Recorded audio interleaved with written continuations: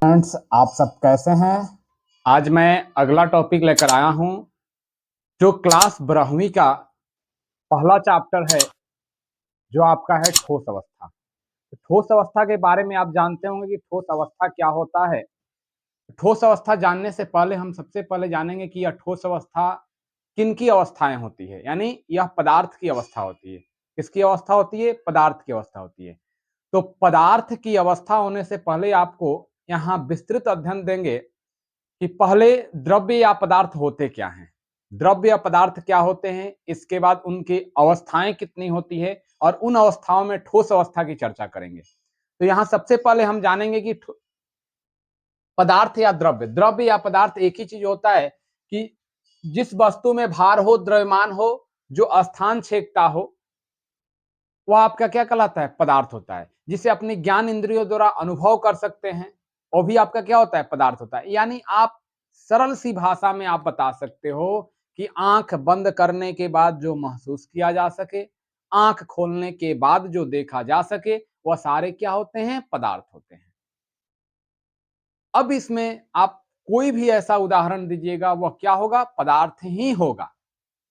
अब इसमें पदार्थ की अलग अलग अवस्थाएं होती है। तो स्टेट ऑफ मैटर देखते हैं, पदार्थ की अवस्थाओं के बारे में चर्चा करते हैं। तो पदार्थ की मुख्यतः 3 अवस्थाएं होती है और ऐसे आपकी 5 अवस्था। 5 अवस्था में पहली अवस्था ठोस अवस्था, दूसरी द्रव अवस्था, तीसरी गैसीय अवस्था, चौथा प्लाज्मा और पांचवा बीईसी। यह आपकी 5 अवस्थाएं होती है, जिसमें से मुख्य रूप से 3 अवस्थाओं की चर्चा होती है। 3 अवस्था में पहला अवस्था क्या होता है? ठोस अवस्था, जिसको सॉलिड स्टेट बोलते हैं। द्रव अवस्था, जिसको लिक्विड स्टेट बोलते हैं। गैसीय अवस्था, जिसको गैसियस स्टेट के रूप में जाना जाता है। अब इसको आप समझ गए होंगे कि पदार्थ या द्रव्य क्या है और उनकी मुख्य 3 अवस्थाओं के बारे में हम चर्चा करेंगे। और 3 अवस्थाओं में मुख्य चर्चा मुझे क्या करना है? ठोस अवस्था की चर्चा करना है।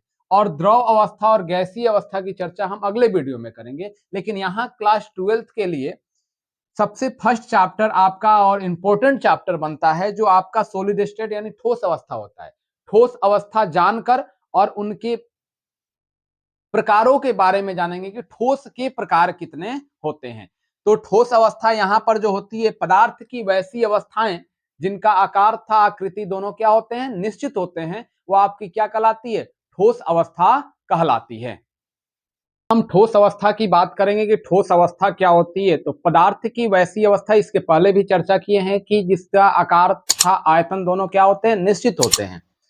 तो पदार्थ की वैसी अवस्था जिसका आकार था आयतन निश्चित होता है, वह ठोस अवस्था कहलाता है। जैसे में लोहा, तांबा, रबर, ग्लास, NaCl, ETC। तो ऐसे करके ठोस अवस्था आप सब जानते ही होंगे, पिछले क्लास में ऐसे पढ़े भी होंगे कि ठोस अवस्था जो मजबूती रूप से बंधा होता है, जिसका आकार और आयतन में कोई परिवर्तन न हो, वह आपका क्या हो जाता है? ठोस अवस्था हो जाता है। अब यहाँ ठोस के प्रकार के रूप में देखेंगे। पिछले क्लास में यह ठोस के प्रकार नहीं मिला होगा, यहां पर हम आपको बताएंगे कि ठोस के कितने प्रकार होते हैं। तो ठोस के कहीं कहीं आप हैंडबुक में पढ़ते होंगे तो 3 प्रकार मिलता होगा, लेकिन मुख्यतः इनकी ठोस की 2 ही प्रकार होती है, जो आपके एक क्रिस्टलीय ठोस के रूप में आती है और एक अक्रिस्टलीय ठोस के रूप में आती है। क्या आती है?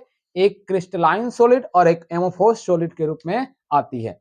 यानी क्रिस्टलीय ठोस की क्रिया जो करता है कि एक प्रकार का वैसा क्रिस्टल जिसमें दृढ़ता हो, दृढ़ता मतलब मजबूती, जिसमें असंपिंडता हो। असंपिंडता का अर्थ होता है कि जिसे दबाया ना जा सके। असंपिंडता मतलब जिसे दबाया ना जा सके, जिसे आप नहीं दाब सकते हो, वह आपका क्या हो जाएगा? असंपिंड हो जाएगा। जिसमें दृढ़ता हो, असंपिंडता हो, जिसकी एक निश्चित ज्यामितीय आकृति हो, वह आपका क्या होगा? क्रिस्टलीय ठोस होगा।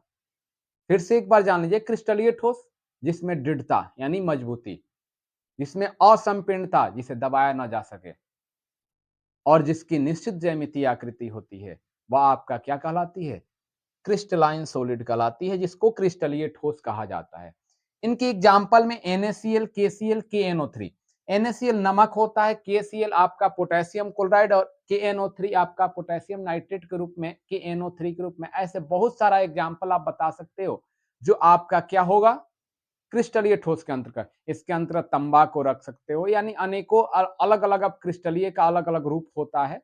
तो ऐसे आपके क्रिस्टलीय ठोस होते हैं। और इसका दूसरा प्रकार जो होता है वह आपको दिख रहा होगा अक्रिस्टलीय ठोस, एमोफोस सॉलिड के रूप में जो जाता है, जिसमें रबर, प्लास्टिक और ग्लास को लिए हैं।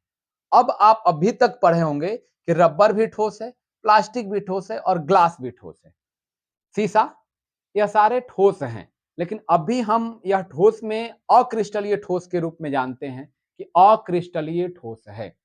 अब अक्रिस्टलीय क्या है? यानी क्रिस्टलीय के विपरीत होगा अक्रिस्टलीय, और क्रिस्टलीय के विपरीत अक्रिस्टलीय में आते हो तो इसमें होती है कि दृढ़ता जो होती है, दृढ़ता नहीं, दृढ़ता होते हुए भी आपको मानिएगा तो वह दृढ़ नहीं होगा, हल्का से बल लगाइएगा तो वह क्या होगा, बिखर जाएगा, टूट जाएगा। यानी सारा गुण ठोस की भांति, ठोस के वैसे प्रकार होते हैं क्रिस्टलीय कि सारे गुण ठोस की भांति, लेकिन जो इनकी संरचनाएं होती है वह द्रव की भांति अनियमित होती है।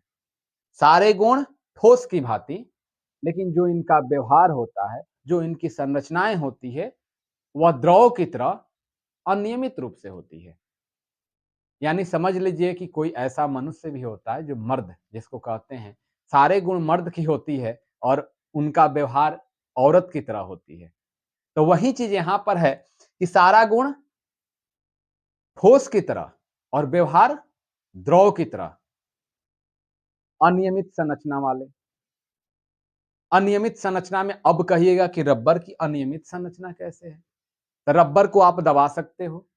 अब कहीं मजबूत रबर को कैसे दबाएंगे? यार मजबूत रबर को दबाएंगे नहीं तो खंडित होता है, टूटता है और कमजोर होता है। उनमें जो अंतराणविक आकर्षण बल होते हैं वह कमजोर होते हैं, वो अनियमित हो ही जाएगा रबर। तो रबर को किस श्रेणी में लाते हैं? संपिंड की श्रेणी में लाते हैं, जिसको दबाया जा सकता है। उसके बाद प्लास्टिक, अब कई मजबूत प्लास्टिक को कैसे दबा सकते हैं?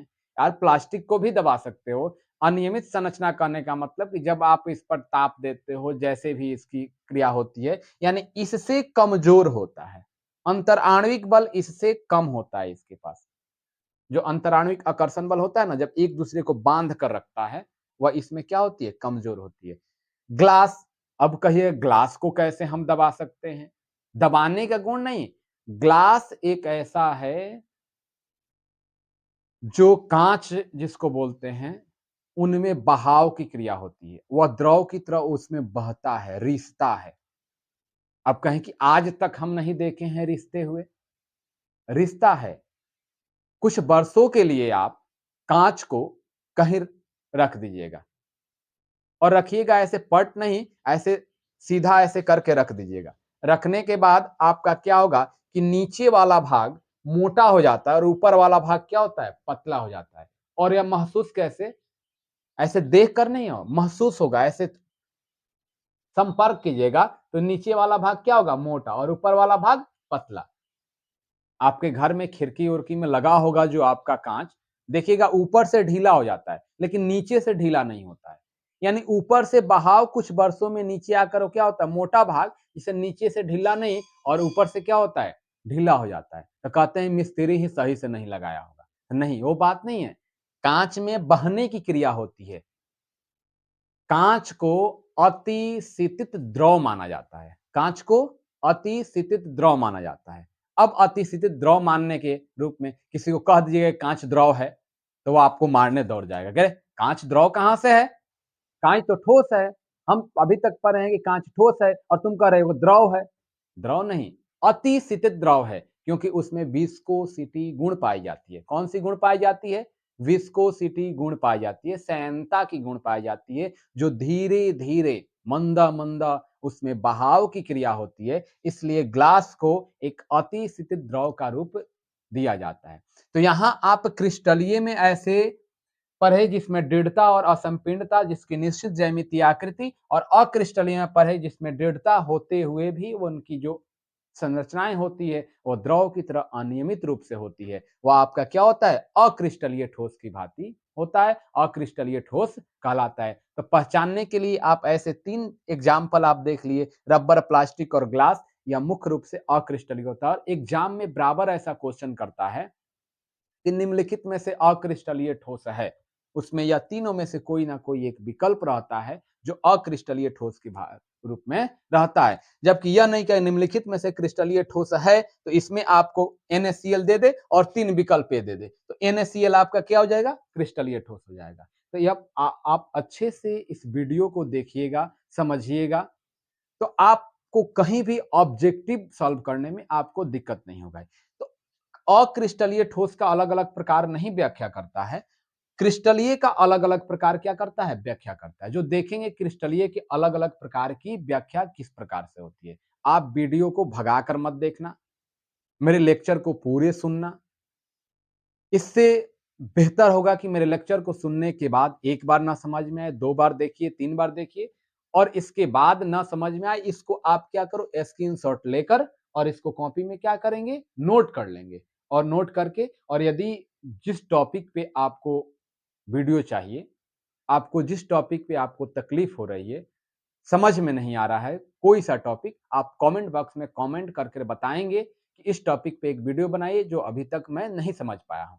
तो भरपूर आपकी तैयारी केमिस्ट्री की एक अच्छे ढंग से कोशिश करूंगा कि आपको अच्छे तरीका से, अच्छे विधि से आपको समझा दे। लेकिन वीडियो को शुरू से अंत तक देखना होगा तब भी, और जो पिछले वीडियो डाल भी दिए हैं उस पर भी आप गौर कीजिएगा, तभी जाकर केमिस्ट्री यहां पर समझ में आ जाएगी। अब चलते हैं हम क्रिस्टलीय ठोस की प्रकार पर।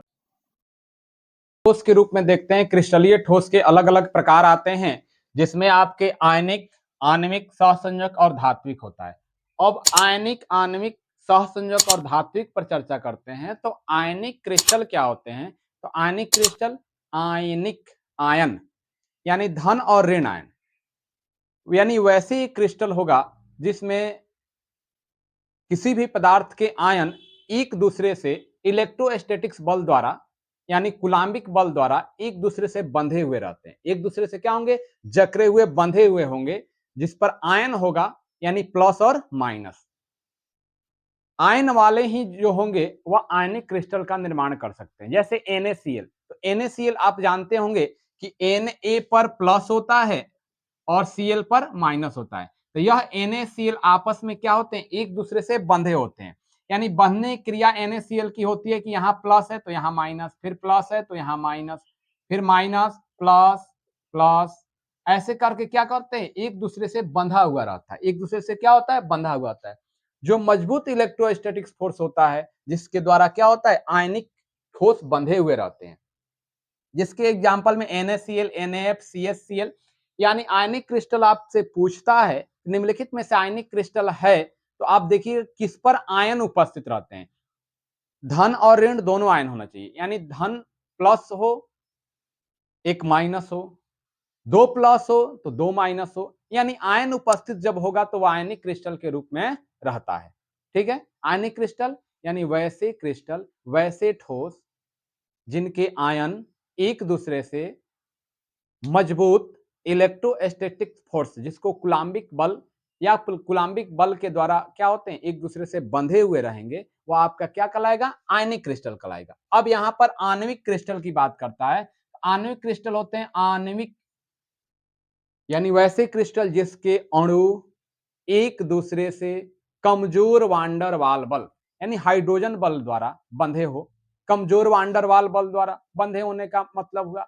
और आणविक है जिनमें अणु की मात्रा होती है, जैसे H2 हाइड्रोजन के 2 अणु, N2 नाइट्रोजन के 2 अणु, O2 ऑक्सीजन के 2 अणु, CO2 कार्बन के 1 अणु और ऑक्सीजन के 2 अणु आपस में मिलकर यह क्या बनाते हैं? आणविक बनाते हैं, जिनमें कमजोर वांडर वाल बल मौजूद रहते हैं, हाइड्रोजन बंध भी मौजूद रहते हैं, उनके द्वारा जो अणु एक दूसरे से बंधे हुए रहते हैं। तो इनमें आपके गैस द्रव की उदाहरण इसमें ले सकते हैं। आणविक में किसको? गैस और द्रव। या एग्जाम्पल आप देखकर अणु देख लीजिएगा कि यदि ऐसे अणु की संख्या निर्धारित हो तो सबको क्या कह सकते हो? आणविक क्रिस्टल कह सकते हो। आणविक क्रिस्टल का भी ऐसे 2 प्रकार करता है, ध्रुवीय, अध्रुवीय, लेकिन उस पर चर्चा करने की जरूरत नहीं है कि ध्रुवीय है कि अध्रुवीय है। बताते हैं कि वो भी प्रकार 2 कर देता है। कहीं देखिएगा तो मिलेगा ध्रुवीय, अध्रुवीय। उसमें ध्रुवीय और पोलर जिसको नॉन पोलर कहते हैं उस पर नहीं। यहां पर ध्यान दीजिए कि आणविक क्रिस्टल क्या है, आपका डिफिनेशन पूछे या ना पूछे, लेकिन एक ऑब्जेक्टिव क्वेश्चन ऐसा डाल देता है कि निम्नलिखित में से आणविक क्रिस्टल कौन से हैं। ठीक है, आणविक जिनमें अणु उपस्थित हो और उनके अणु एक दूसरे से क्या हो, कमजोर वांडरवाल बल द्वारा बंधे होते हैं, वो आपके क्या कहलाते हैं, आणविक क्रिस्टल कहलाते हैं। अब आपका सहसंयोजक है, सहसंयोजक यानी वैसे क्रिस्टल, वैसे ठोस जो मजबूत होते हैं, जो सहसंयोजक बंधन द्वारा एक दूसरे से बंधे होते हैं, या नेटवर्क द्वारा जुड़े होते हैं, नेटवर्क जिसको जालक बोलते हैं, यानी वो नेटवर्क की तरह पूरे जाल बनाकर एक दूसरे से बंधे होते हैं, वह आपका सहसंयोजक होता है। यानी वैसा क्रिस्टल जो उसके पदार्थ के, उनके परमाणु के, उनके आयनों की चर्चा होती है तो उनके परमाणु, अणु या आयन एक दूसरे से सहसंयोजक बंध द्वारा बंधे होते हैं, वह सहसंयोजक ठोस कहलाते हैं। सहसंयोजक बंध की चर्चा कर सकते हो या नेटवर्क बंध की चर्चा कर सकते हो, नेटवर्क जिसको जालक क्रम बोला जाता है, बंध की चर्चा कर सकते हो। उसके द्वारा बंधे होने पर क्या करता है, सहसंयोजक। जिसमें हीरा, हीरा मजबूत होता है ना, कठोर होता है ना, तो इसके अंतर्गत हीरा आता है, ग्रेफाइट आता है, SiO2 जिसको सिलिका बोलते हैं, वो भी इसके अंतर्गत आता है। किसके अंतर्गत, सहसंयोजक। तो आपको ज्यादा ध्यान देना क्या है, केवल एग्जाम्पल पे, जैसे एग्जाम्पल, और जो मैं लेक्चर दे रहा हूं इस लेक्चर को गौर से सुनना होगा। धात्विक, धात्विक नाम से ही, यानी आप जिसके अणु परमाणु आयन धात्विक बंधन द्वारा एक दूसरे से क्या होते हैं, बंधे होते हैं। उसमें पॉजिटिव चार्ज जो होता है, प्लस वाले चार्ज ज्यादा क्या करते हैं, इलेक्ट्रॉन को अपने पास क्या करते हैं, घुमाते रहते हैं। जिसके पास आकर्षण करने की क्षमता होती है, होता नहीं है, कोई आदमी रहता है अपने पीछे 5, 6, 10 को घुमा कर रखता है पूरे, तो वहीं पे यहाँ पर धातु के प्लस वाले चार्ज क्या करते हैं, इलेक्ट्रॉन को आसपास क्या करते हैं, घुमाते रहते हैं। जैसे प्लस है तो ऐसे इलेक्ट्रॉन क्या करेगा, इसके आसपास घूमते रहेगा, यानी यह दूसरे से क्या करेगा, धात्विक बंधन द्वारा बंधा रहता है। तो यह आपका क्या कहलाता है, धात्विक कहलाता है। जिसमें जितने भी धातु के रूप आते हैं, जितने भी धातु आते हैं, वो सारे क्रिस्टल को आप धात्विक क्रिस्टल के अंतर्गत रख सकते हो। लोहा, तांबा, जिंक, या आपके क्या हो जाते हैं, धात्विक क्रिस्टल के रूप आ जाते हैं। तो यहां पर इसी पर चर्चा किए थे, क्रिस्टलीय ठोस के प्रकार में आयनिक, आणविक, सहसंयोजक, धात्विक। आयनिक, आणविक, सहसंयोजक और धात्विक, उनके एग्जाम्पल दिया गया है। तो यहां पर आप इसको नोट कर लें और एग्जाम्पल और मेरे लेक्चर को सही से सुन लें, तो आपको कहीं ऑब्जेक्टिव क्वेश्चन सॉल्व करने में कोई दिक्कत नहीं होगी। तो आप मेरे वीडियो के साथ बने रहिएगा, डेली अपलोड होते रहेगा वीडियो। आज के लिए इतना ही काफी, धन्यवाद।